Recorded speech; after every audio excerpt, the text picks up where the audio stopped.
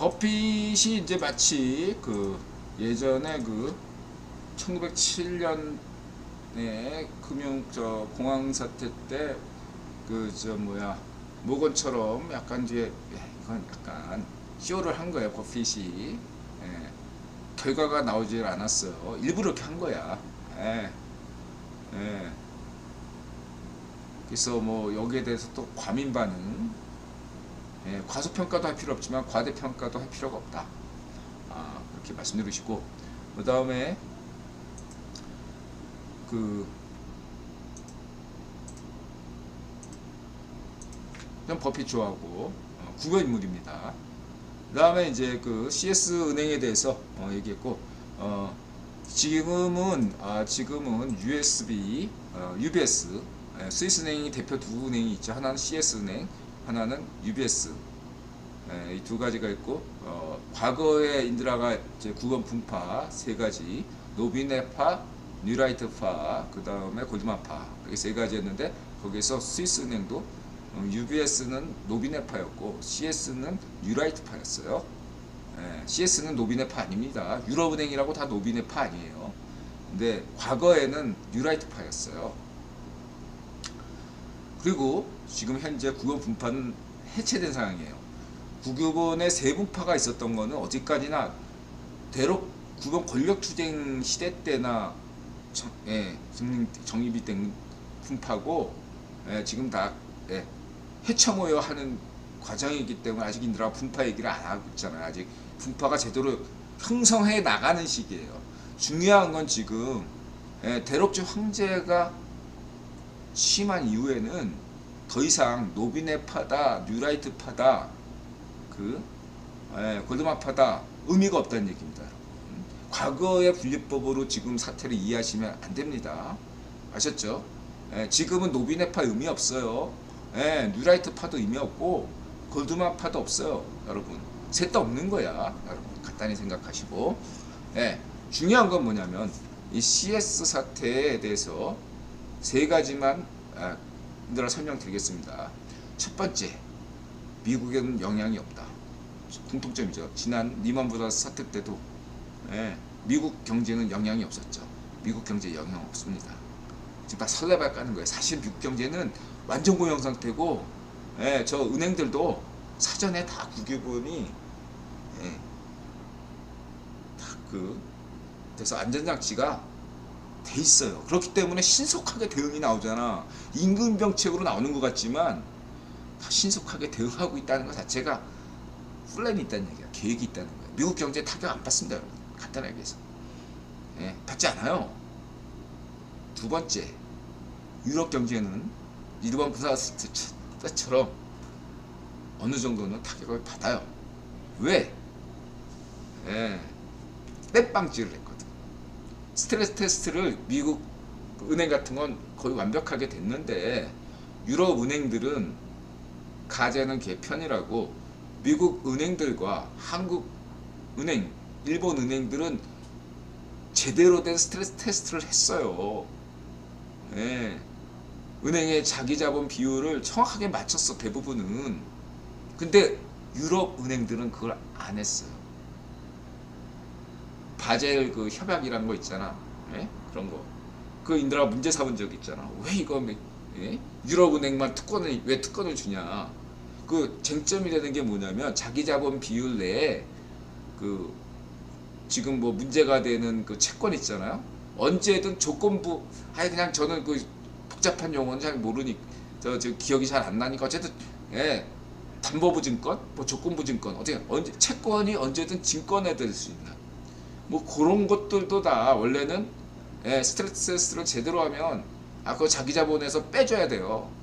그거 말고 좀 자기 자본 채워 이랬는데, 국제결제은행 얘네들이 아무래도 아직까지 로스차일드 입김이 있잖아. 그러다 보니까 임시 땜빵을 한 거야. 안 그래도 안 좋으니까 상태가. 그래가지고 그런 유동화 증권 같은 것들을 다 자기 자본 비율 안에 좀 넣어놨어요. 도이치은행, 그 다음에 프랑스의 은행들, 영국은행 같은 경우는 아예 영국은행, 그러니까 유럽의 은행 중에서도 영국의 은행들은 이번에 타격을 안 받을 겁니다. 제가 알고 있기로는. 그러나 유럽 대륙, 왜냐하면 이제 영국의 은행들도 로스차일드 가문 영향력에서 약간 벗어난 상태예요. 이제는 예, 바클레이즈가 망했잖아. EPL 스폰서하던. 예, 그게 로스차일드 가식 은행인데 그런 데가 망했잖아요.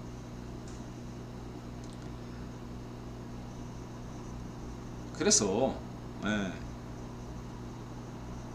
제가 드리고 싶은 말씀은 유럽 대륙은행, 프랑스 은행, 예, 그 다음에 독일 은행, 예, 그 다음에 스위스 은행, 이런 세 군데 은행이 약간 타격을 받는다.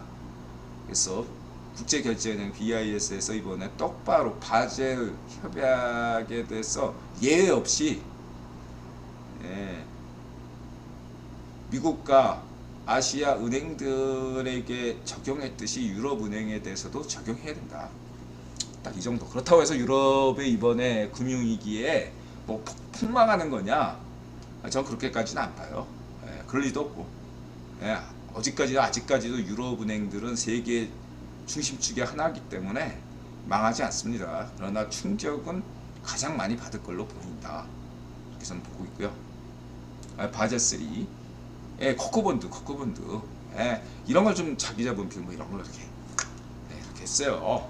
예, 이번에 이런 것들이 될 거다 이렇게 보시면 되고, 두 번째는 말씀드리고 싶은 게 한국은 영향을 받는 거 없어요, 여러분. 그래서 성렬형이 지금 잘하고 있는 거야, 여러분.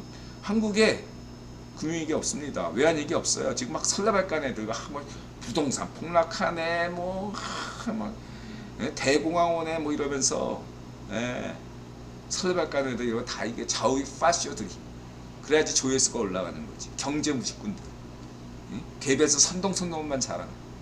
경제 잘 모르는 분들은 막 그냥 해가지고 이 기회에 최저가로 급매물 나온 집 사고, 아파트 사고, 뭐 건물 사고, 예, 겁져가지고 주식 최저가를 살려고 하는, 예? 이런 애들이 지금 인터넷에서 난리 치는 거지. 제발 팔아라. 아셨죠? 아무 문제 없고요. 만약에 아니라 거의 100%는 없지만 99% 이번 경제위기 극복하면 여러분은 성렬형한테 고맙다고 하세요. 그리고 최저가에 사서 내년이나 내후년에 돈 버시는 분들 성렬형한테 역시 성렬형한테 정치적 자유 이렇게 일할 분들, 하늘은 스스로 돕는 자를 돕는다. 박정희 정신, 이게 자조 정신 아닙니까? 성렬형처럼 외교하면 5천만 한국인이 살고 운전비 자회파셔처럼 하면 대한민국이 망하죠. 재정이 망가지고 빈부격차 증가율이 역대 최고가 돼서 서민들이 자살하고, 반쪽노면 때도 수많은 사람들이 자살했죠. 운전비 때도 마찬가지고. 그렇습니다. 믿지 마시기 바랍니다. 그럼 세 번째는 뭐냐? 이미 다 얘기했네. 미국 경제 영향 없다. 유럽이 좀 타격받을 거다. 한국, 아시아는 특별히 딱히 충격받지 않는다. 중국 경제는 약간 타격받을 수 있어요. 이제 로스차일드 가문하고 연결된 지분이 있기 때문에 중국 경제에도 약간 타격이 있는데, 그러나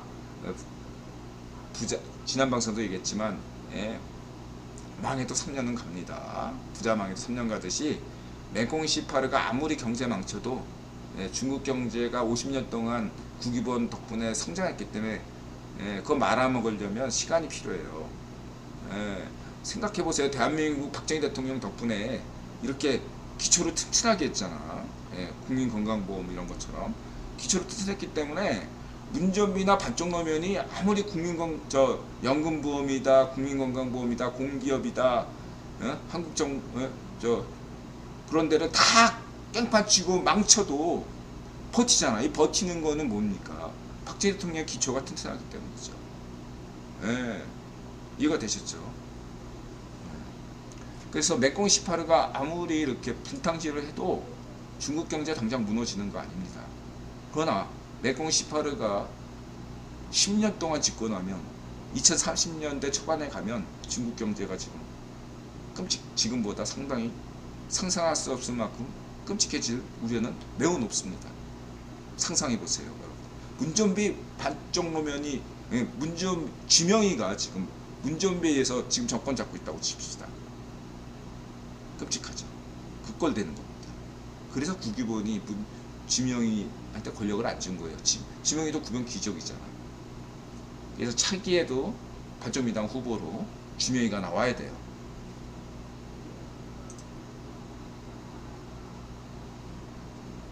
자, 그렇게 보시면 되고,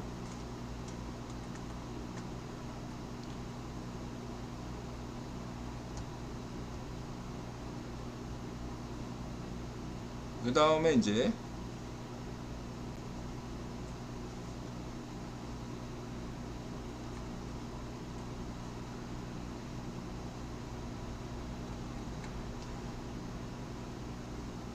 이거에 대해서는 뭐 지난 방송에 얘기했죠. 보시면 블로그 읽으시고요. 나토,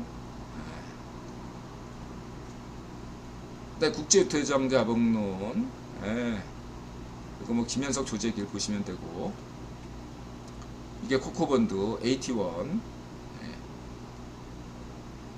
민스키 모형, 그래서 윌슨, 모건스텔리의 윌슨, 제피모건 마르코 콜라우노비치라는 사람을 기억하시고요. 근로자와 노동자 차이. 왜 자유파시오들은 왜 근로자 노동자 차이를 왜곡하고 있을까요?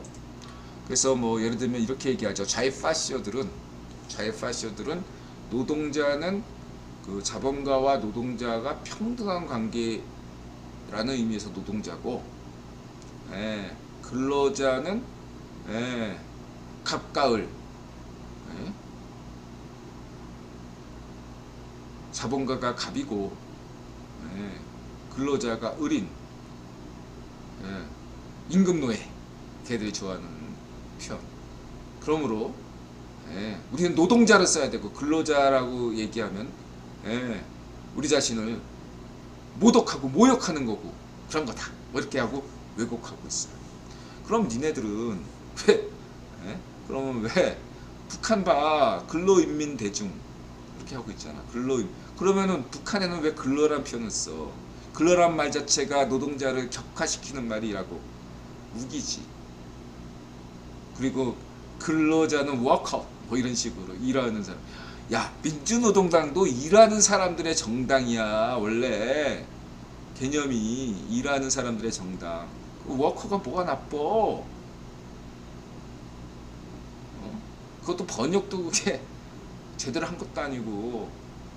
그리고 근로자란 표현이 노동자보다 훨씬 격이 높은 표현이야.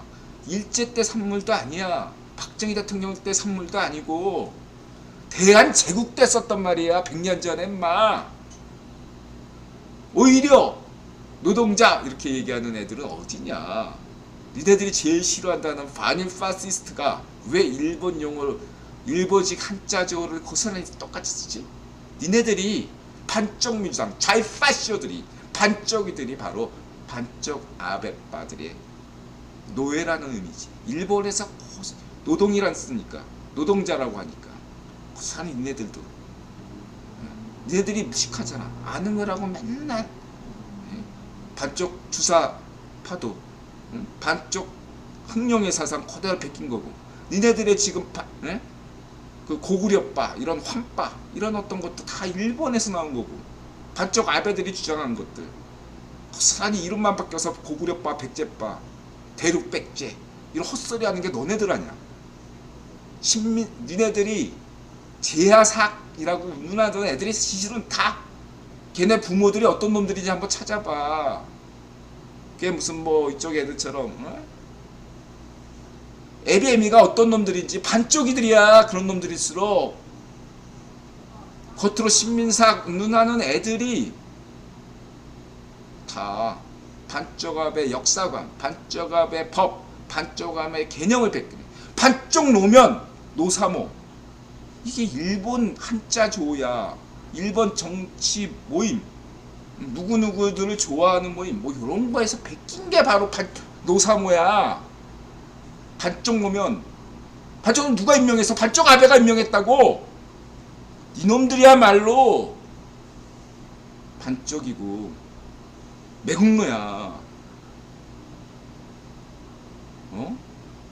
이놈들이 진짜 매국노야. 내가 강조했지. 지금은 100년 전 신제국지, 100년 전 그 제국지 시대와 같은 신제국지 시대야. 19세기의 친일파는 죄가 없어. 개혁파들이야. 20세기에도 친일한 놈들이 반쪽이들이지. 이놈들이야! 20세기에도 반쪽이들이. 흥룡해. 니놈들이 반쪽이라고. 니놈들이 진짜 악질이야. 반쪽아베 빠부들아. 반쪽일성. 반쪽 노면 문좀비. 반쪽미당. 왜 반쪽미당에 가장 골수 악질 친일파들이 더 많은 줄 알겠어? 본산이 반쪽미당, 본산이 반쪽이들이기 때문이지.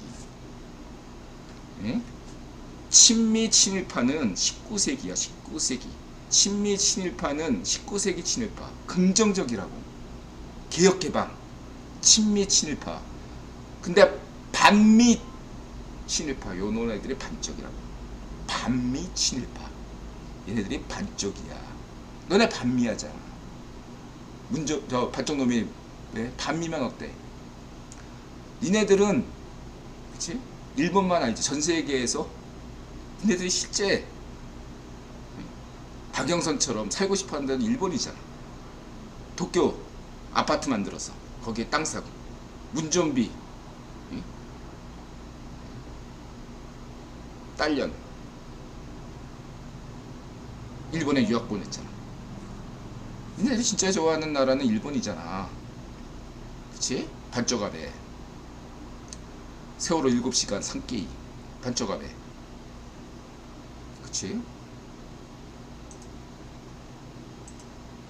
자, 여기까지. 그 다음에 이제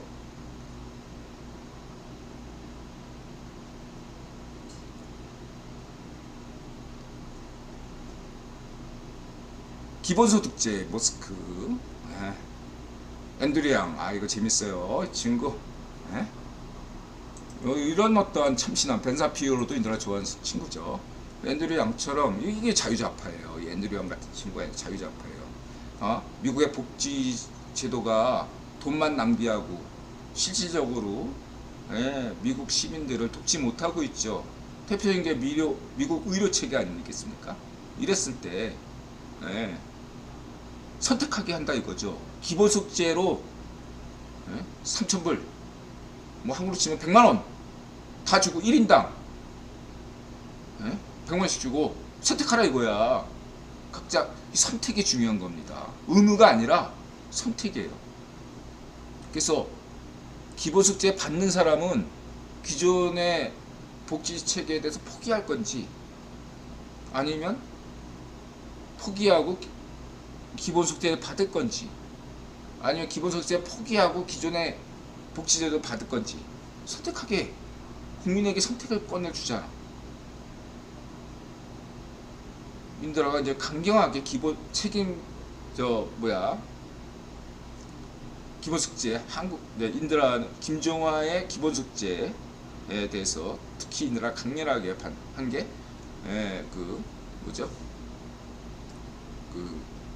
최저임금제. 그것도 마찬가지예요, 여러분. 인드라가 이제 논의를 위해서 우리 GDP4에게 강력하게 학습시키기 위해서 타협의 여지를 안 줬지만 그건 협상이고 실제로 협상할 때는 얼마든지 실질적으로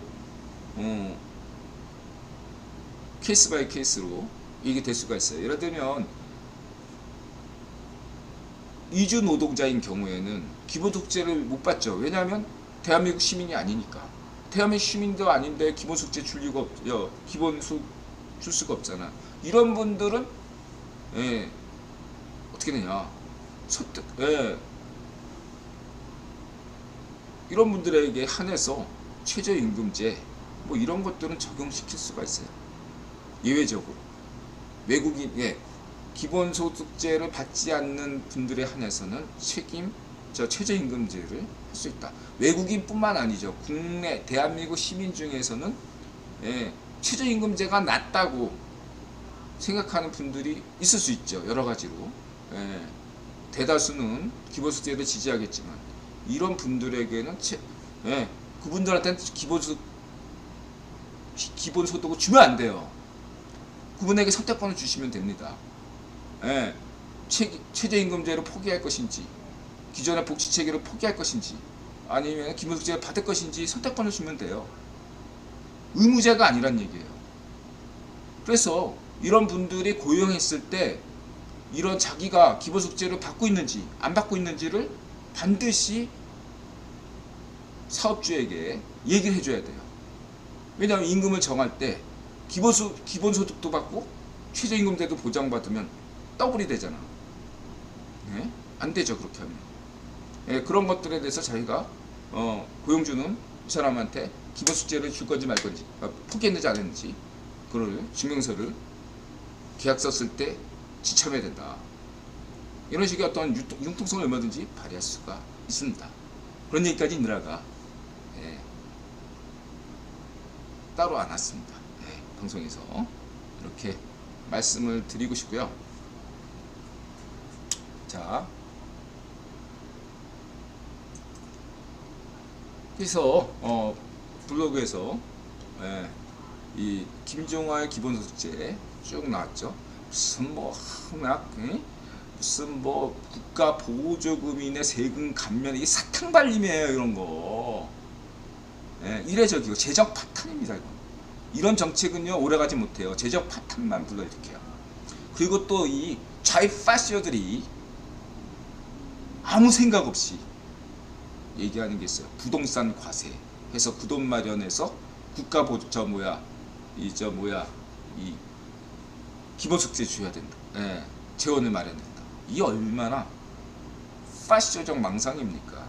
이 앤드류 형하고 벤 샤피로 아주 수준 높아요. 뭐냐? 미국에서는 기본적으로 어떤 데에 기본소득제 같은 정책이 나오잖아. 반드시 물어 재원은 어디서 나올 거냐?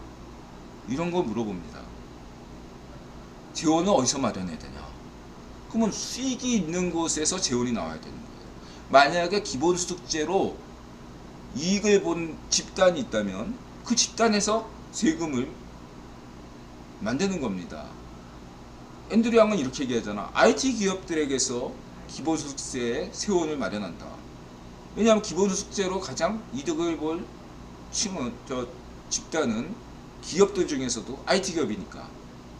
이런 식으로 이야기하는 반쪽 미당 애들이 있습니까? 없어요. 한국에서 어떤 정책을 내놓는데 이렇게 재원을 어떻게 마련하고 이러는 반쪽 미당 애들이 있습니까? 없어요. 반쪽 노민이 그랬습니까? 문전비가 그랬습니까? 지명이가 없어요. 여러분 세훈이 형 보세요. 재원 마련 짝짝하고 얘기하잖아. 지난 지자체 선거 때 이름도 기억 송영길? 걔 공약 내건 거 보세요. 그게 대한민국 정치인 수준이에요. 반쪽민당 수준이고 무식하잖아. 반쪽민당 지지하는 애들도 무식하니까 그런 거 보고 찍어주잖아. 창피한 줄 알아셔야 돼.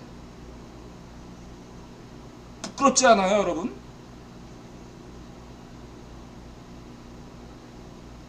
이걸 좀 영문으로 해서 좀 전 세계에 알려줬으면 좋겠습니다. 이런 거. 반쪽미당의 정치인 수준한 게 지자체 후보로 나온 애가 이러한 공약을 내걸었다. 이게 말이 됩니까? 이게 야당의 수준입니다. 한국 야당. 여러분 한류만 좋아할 것이 아니라 한류를 좋아한다면 한류가 지속시키고 싶다면 한국 야당을 좀 많이 폭로시켜가지고 좀 대한민국을 위해서 BTS를 위해서 블랙핑크를 위해서 한국 야당 좀 많이 비판해주세요. 한번 써. 흥분했습니다. 죄송합니다.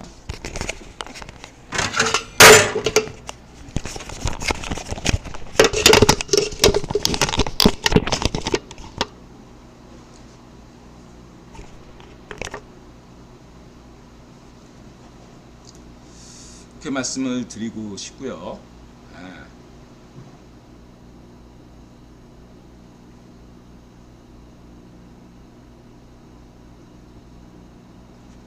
자, 그리고 그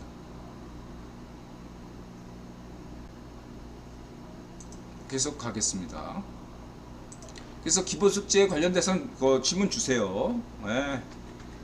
이렇게 뭐 상상가치론, 이 상상가치론에 대해서는 인들아 항상 수메르 경제사란도 그렇고 은 화폐 시작. 예. 그래서 저는 뭐 이게 다시 낫나 그런 거 아니잖아요. 저는 그냥 영성은 물과 같다 흐른다. 수메르에 있다가 아카드로 가고 아카드에서 예루살렘에 왔죠. 우리 끊임없이 움직이는 게 영성이죠. 물과 같이 흐르는 겁니다. 영성은 만인에게 평등하죠. 그래서 영성가치론 이렇게 해도 되는데 오해의 여지가 있잖아요. 영성하면 물론 인들은 신은 믿지만 어떠한 종교도 같지 않지만 오해의 여지가 많기 때문에 인들아 상상가치론 유통 자본에 기반한 상상가치론 영성에 기초한 상상가치론 이렇게 얘기하는 거죠. 하나 그냥 영성가치론이라고 이야기 생각해서도 무방합니다. 영성에 기초한다. 모든 상상이다. 모든 상상이다. 쓸모 있는 건 아니죠. 그래서 인드라가 저 뇌과학 얘기를 하는 겁니다. 뇌의 가소성. 뇌는 언제 변하는가? 뇌가 만족감을 느꼈을 때, 오르가즘을 느꼈을 때, 카타르시즘을 느꼈을 때, 그때 뇌가 변하고 여러분이 변하는 거죠. 그때 뇌는 자신을 새롭게 조직합니다. 아셨죠? 그때 여러분이 달라지는 거예요. 그게 영성이죠. 뭐. 영성이 다른 게 있습니까? 여러분들이 새 생명을 얻는 게 영성이에요. 안 그래요? 네? 죽다가 살아난 사람들 99% 이상이 새로운 영성을 얘기하고 새로운 삶을 얘기하잖아요. 네. 그 영성이지 다른 게 있습니까? 그 영성이야말로 진정한 가치다. 돈으로 바꿀 수 없는 이런 농노제 기반의 막스의 노동가치론 따위 쓰레기예요.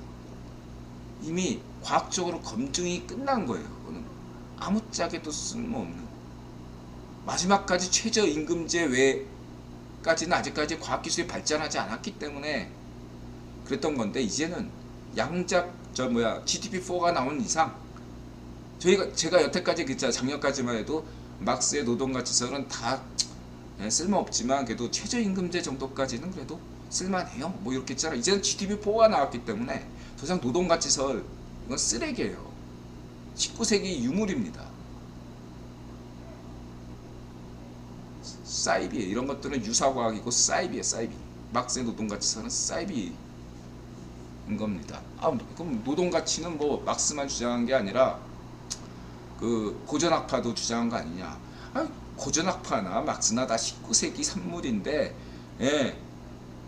고전파 학자들은 노동가치를 절대화시키지 않았다는 얘기예요. 막스는 그걸 절대화시켰다는 차이점이 있는 거죠. 어차피 다 농노제 기반이었기 때문에 그랬던 거고. 아셨죠?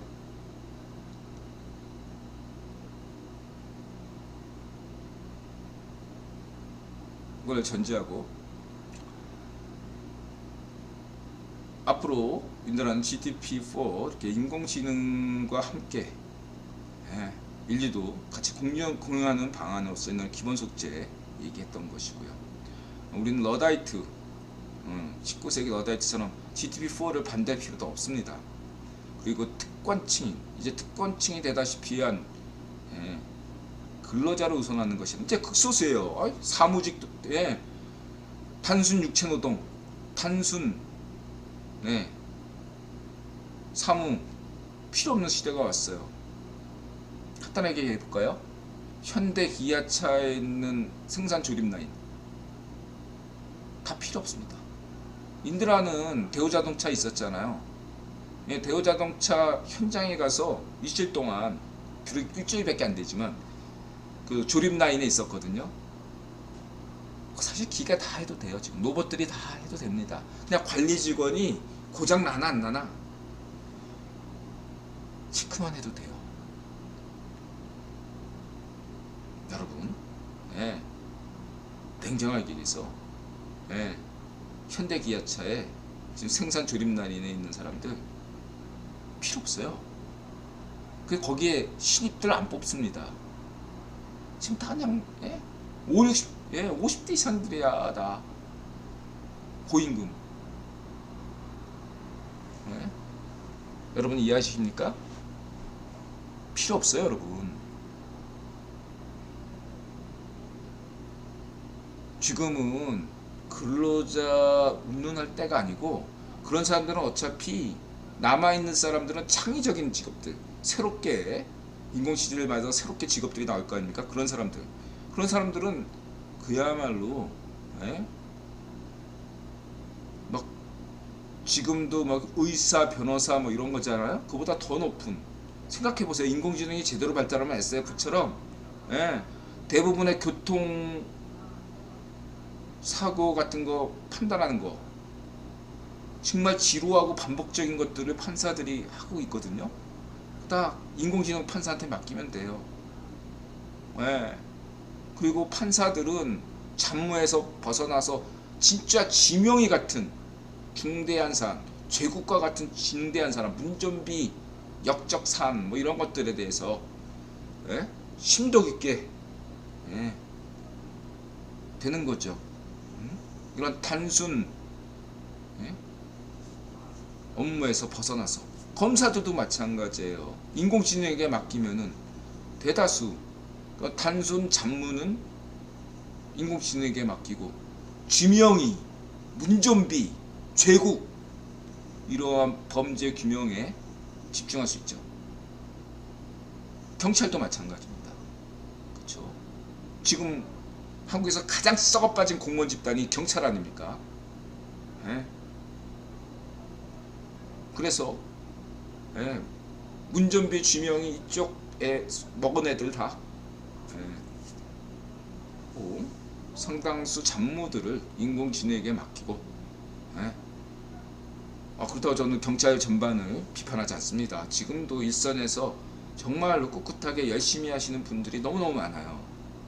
예, 그런 분들이 경찰의 중심이 돼서 국민에게 사랑받는 경찰, 예, 운전비 자이파시어로부터 벗어나서 진정한, 예, 시민의 지팡이가 될 수 있는 그런 경찰이길 바라고, 그리고 그런 분들이 많아요, 경찰에. 그래서 그런 분들을, 예, 우리 경찰의 중심이고가 될 수 있게 인공지능 생각해 보세요. 회계사도 마찬가지겠죠. 뭐 그런 새로운 직업들 남아있는, 의사도 마찬가지죠. 그러면은 전문직도 이뤄진대. 예, 새로운 직업들은 그런 창의성, 아티스트라고 부를 만한 직업들만 고용될 것이고, 근데 그런 사람들 특권층이죠. 이미 지금도 특권층이지만 앞으로는 더더욱, 예? 야, 나는 삼성전자에서 일해. 그 사람, 어이, 예? 양반, 조선시대 양반보다 더 높은 귀족이죠. 오늘날 노동자는 천대, 무슨 뭐, 예, 근로자는 천대받는 그런 개념이 아니에요. 인들아 얘기하잖아. 자영업자 입장에서, 예? 주 5일 노동하고, 인들은 한 달에 한 번씩 까말까요? 그래야지 매출에 돼가지고 간신히 인들아 수입이 잡혀지니까. 거의 이번 3월달도 한 번도 안 쉬었어요. 근데 하루는 좀 쉴까. 왜냐면 우리 둘째가 저 훈련 받고 퇴소식 하는데 그때는 가봐야 되니까 그냥 그 생각 중입니다. 아니면 그냥 아침에 갔다가 저녁에 와서 또 일해야 되나 생각하고 있습니다. 아무튼 중요한 건 그렇고요. 그래서 대다수는 일하지 않는 사람들이다 이거예요. 그런 사람들에게 기본 숙제 주자는 겁니다.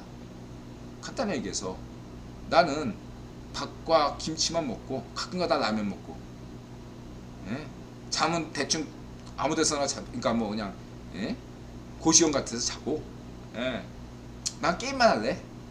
그런 사람들이 최저 생계를 보장하는 그런 오타쿠들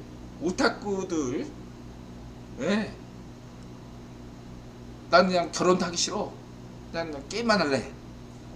이런 친구들을 기준으로 잡고 이 사람들이 최저 생계를 할 수 있는 일하지 않고도 그 비는 한 달에 얼마가 될까요?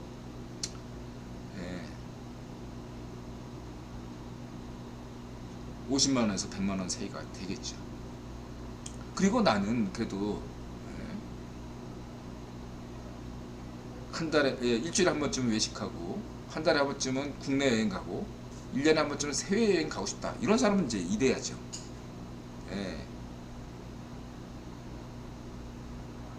그런 사람들을 위해서 그러니까 기본소득제는 기본적으로 최저임금제가 폐지돼야 돼. 그래야지 모두가 윈이 된다.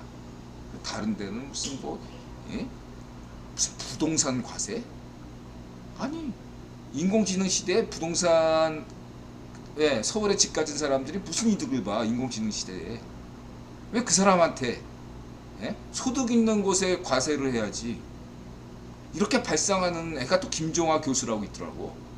김종화 교수의 무슨 기본소득제 그 내용 봤더니 부동산 과세에서 세금 걷어가지고 기본소득제 돈 든다.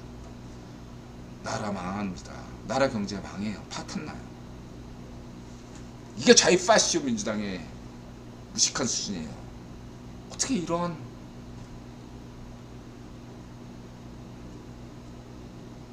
더 이상 말 안 하겠습니다. 여러분 자세히 뜯어보면요 하나에서 열까지 좌익파시즘 민주당은요 대한민국을 위해서 일하는 게 아니라 반쪽 아베를 위해서 일한다.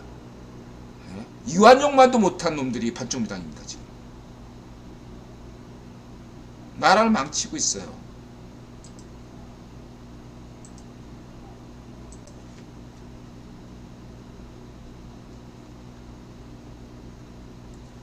이 정도라고요. 그래서 이분이 이제 질문 주셨어요. 인공지능이 본격화돼가지고 기본소득제. 그 다음에 내생적 이제 상상가치론 이것도 한번 읽어보시고요. 인드라가 생각한 인적자 내생적 성장이론과 인드라의 차이, 인적자본과 인드라의 영성은 차이가 좀 있죠. 그런 걸 좀 보시면 되고, 아까 이 뇌과학,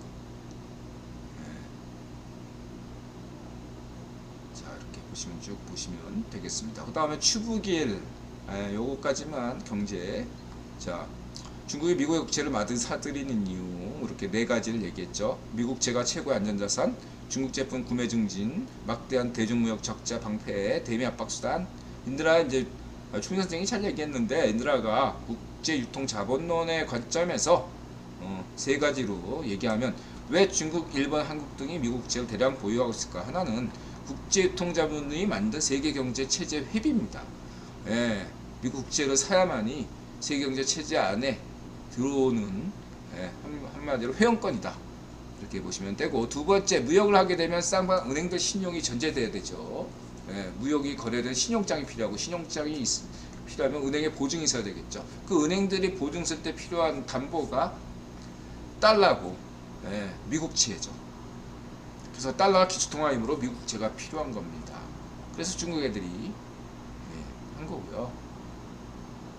한미통화 수합, 그 다음에 피마 레포제도 참고하시고요. 세 번째는 겉보기엔 채권자인 한국, 일본, 중국이 갑인 것 같지만 실제로는 채무자인 미국이, 정확히는 국위본이 갑이기 때문이다.